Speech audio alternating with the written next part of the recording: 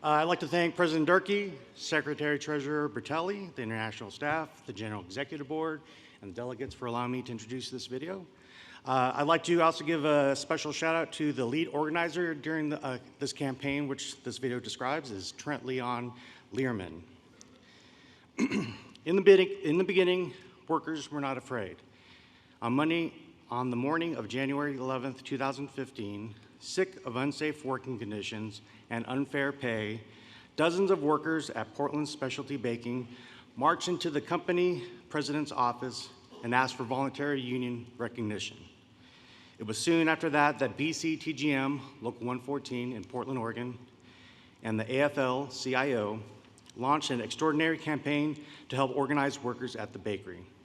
In a unique partnership with the Oregon AFL-CIO, organizers met with workers for almost a year, listening to their stories while uncovering the major issues workers faced at the bakery.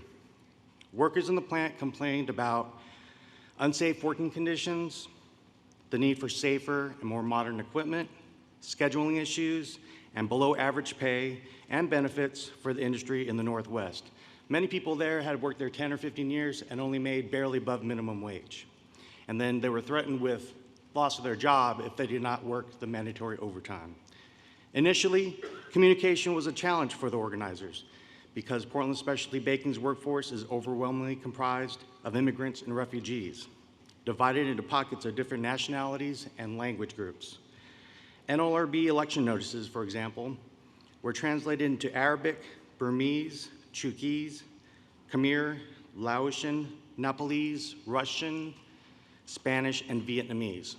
However, through perseverance and the help of interpreters, inroads were made.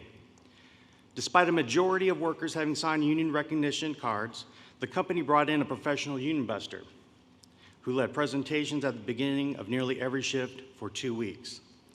Workers were then called in for one-on-one meetings with 2 or 3 managers at a time for the 2 weeks leading up to the election. When the election took place in early February 2016, a majority of workers were afraid of company backlash and voted against union representation. But this is not the end of the story. Working with the nonprofit group Northwest Workers Justice Project, 6 months after the election, 7 workers filed a class action lawsuit against the company that resulted in a major win for Oregon's manufacturing workers. You see, Portland Specialty Baking neglected to pay workers the proper overtime wage. Oregon law states that workers in manufacturing facilities must be paid overtime after 10 hours in a day and cannot work more than 13 hours in a day.